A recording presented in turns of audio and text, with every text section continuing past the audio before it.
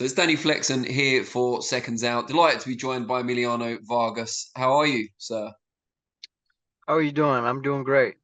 Glad to hear it. Now, for people that don't know, you are the youngest son of the former junior middleweight world champion Fernando Vargas, of course. I guess a good place to start is just give the viewers an idea of what it was like growing up as the son of a legend. Right. Look, I've been around boxing my whole life. It's came so naturally, and especially being a part of that big Mexican culture. You got carne asadas on the weekends. You got, your Theo's betting on who's gonna win. Your cousins going at it, right? But you know, just seeing my dad's career and the benefit of that hardworking aspect. You grow up and you see what hard work can get you, right? So, um, I fell in love with it, just being around it. I had my first sparring and fell in love with it more, and my first amateur fight, then my first professional fight. So it's just we keep on growing and we keep on learning and we just keep on falling in love with the sport more and more. So definitely. Did you kind of feel destined to go into boxing like your dad and your brothers, or was there ever any resistance on your part? Did you ever want to do anything else?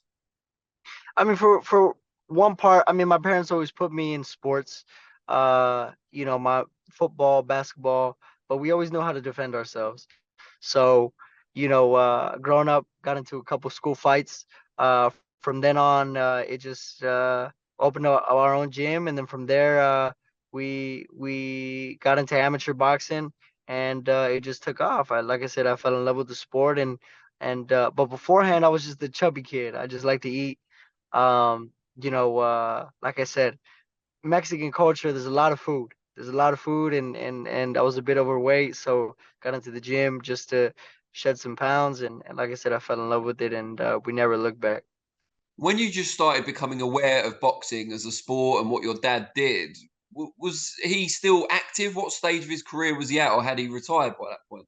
Right, right. No, he was definitely retired. I think one memory that I have, a teacher, one of my teachers was reading down roll call and was like, Vargas, like, are you related to Fernando Vargas? And it kind of kept on sinking in, and my dad just wasn't some fighter. And in your head, your dad's just some fighter, but he was a really big important piece of uh of Mexican culture during that time that he was fighting. So just to be a part of that and to have my last name be Vargas is definitely something to be proud of. And I want my son to be proud the same way that I am of my father, when this is all said and done and we have all the straps on me and I want him to be just as proud and have that same moment when his teacher's reading down roll call and uh, you know, like, are you related to Vargas? And they'll definitely know. And you had amateur success, but you turned professional at a very young age. I know it's typical back home in Mexico, of course, where your heritage lies, but in the US, it's not quite as common. What made you decide not Right. to stay amateur for a bit longer? Um, my amateur record was 130 fights. I had 10 losses, seven-time national champion. Hmm. Was part of the USA team. I was already going down that route. But uh, you know, I don't know. I just grew a liking to, or I would say a disliking to the amateur system, just the scoring and everything that was going on, and I just wanted to be pro. I think it was a unanimous decision that I had to take upon myself. My dad wasn't pressuring me or he wasn't this or that, but he definitely put in the back of my head that if I'm gonna take my headgear off, I'm gonna get paid for it. So there's just no need to take unnecessary cuts and bruise yourself up and be damaged goods for the professional game, because the professional game is where it counts. So I think that was one of the biggest indicators for me. And you signed with Top Rank recently. There's been a lot of talk about from Top Rank about how your dad was brought through, kind of fast tracked. I think it's fair to say, given his background. But they don't want to go that same route with you. They want to take their time a little bit more. Is that quite reassuring for you? I don't want to take my time either. You know what I'm saying? So I mean, me and my dad, we fight about it at times, but just the pace that I'm going, my next opponent is a 10-0 guy, Chilean champion. I'm excited about it, man. These are the type of fights that I know I want to be in. I mean, I've sparred the best of the best. I know I could hang in there with them, and it's only proved that to my own self. So, I'm ready to get in the ring. I'm ready to show the world that I could box, I could punch, I could counter punch, I could defend. I can do it all. So I'm just excited to show what I've been doing in the ring now on television across the world, and it's definitely a blessing. And we'll talk about that fight with Christian Olivares in a few moments. But you said there you've sparred the best of the best. Tell us some of the big names you've sparred and maybe who you learned the most from or against. I mean, I've sparred Shakur Stevenson, I've sparred Venado Lopez, I've sparred Jorge Linares, I've sparred a ton of Olympians that coming out in and out of here out of Top Rank gym here in Las Vegas. Um, just champions like that. I'm sure there's more. I just got done sparring right now, so I'm a little, uh, but aside from that, just all that gets me ready. All that gets me ready mentally, physically, spiritually, and I know that if I'm doing what I'm doing with these great champions and great fighters, that I could definitely go in there with this 10-0 guy and handle business. I was reading earlier about the spars with Jorge Linares. It's about a year ago now um, when you worked with him. He's fighting this weekend here in the UK against Jack Catterall, Right, as you're probably right. aware. I know it was a year ago, but can you give us an indication of what you felt about Jorge then and how much he's still got left in the tank compared to his prime years? Oh man, he still has a lot in the tank. I think his speed is still there. It's crazy. I mean, what is he touching 38, 39?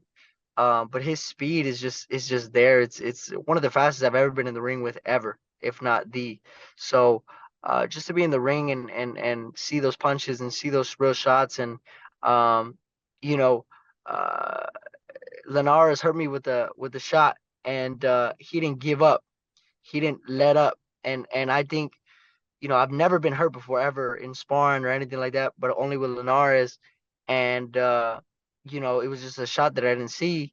And I managed to box and I managed to, get my wind, and we still did more rounds after that. So just to know that mentally that I'm able to do that, recuperate and box and still feel sharp and still come back and still take him back. And, it was just all mental training, right? This is what we do. This is training. So, that was definitely a blessing, and I was grateful for that.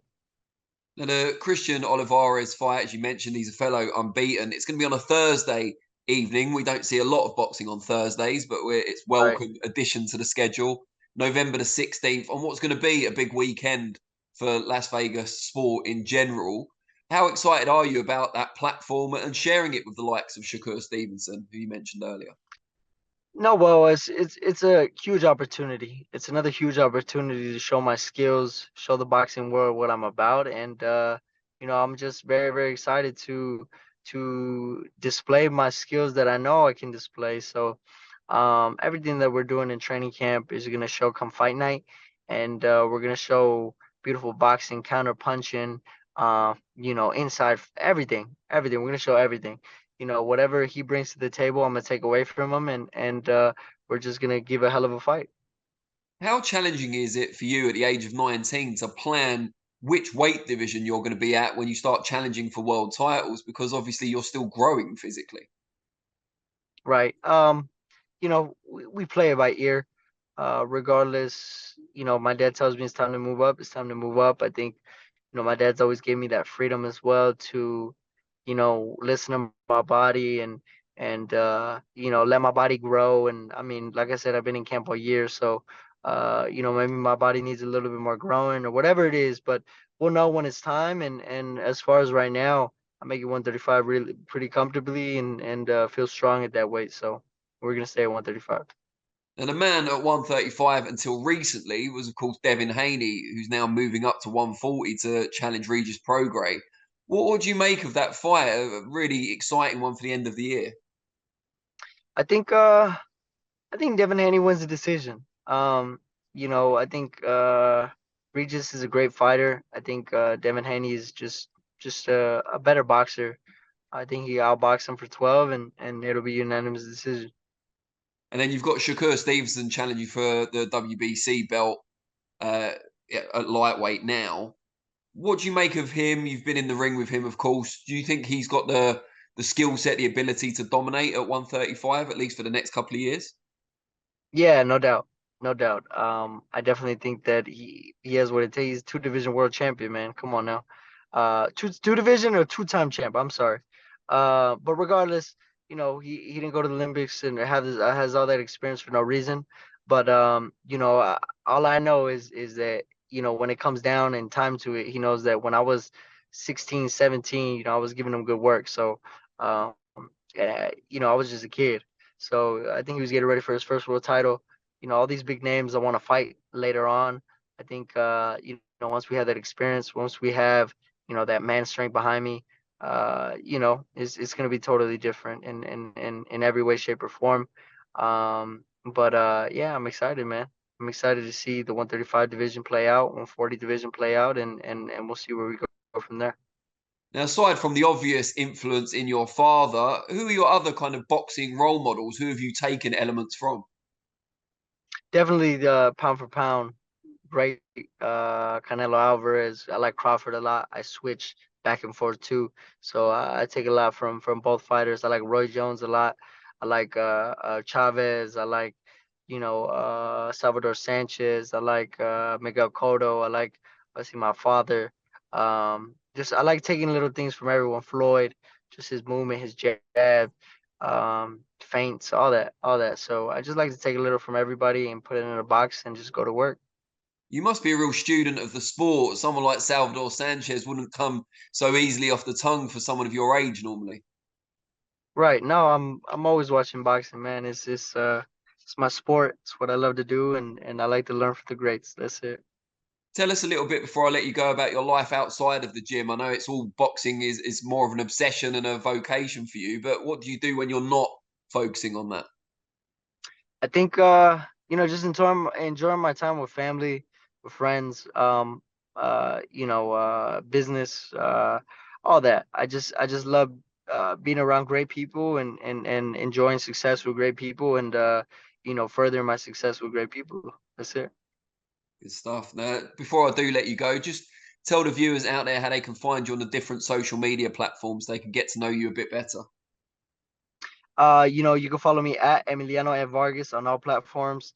And tune in November 16th. It's gonna be a show. Excellent stuff. All right. Well, really great to have you on the channel, and let's get you back on again. Thank you. Appreciate it.